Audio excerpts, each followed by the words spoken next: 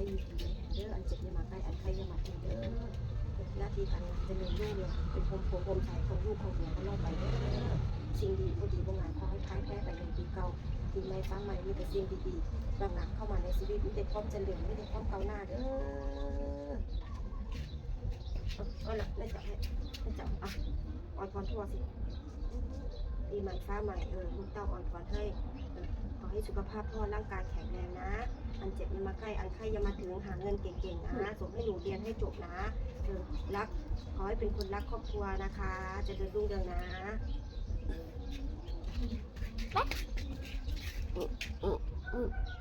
ให้หนูก่อน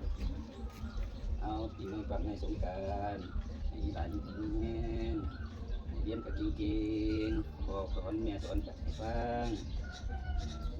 มีคนมีความรู้ในตัวเจ้าของผู้บอกผู้สอนกับฟังแล้วลูกเด้อคนให้ดื้อเด้อเรียนเก่งๆสูงๆเจ้าคนนายคนเด้อแม่มึงบอกบอกให้ฟัง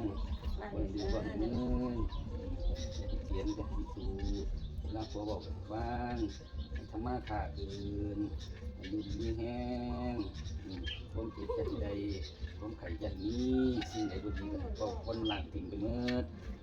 ใดก็อยู่ดีแห้ง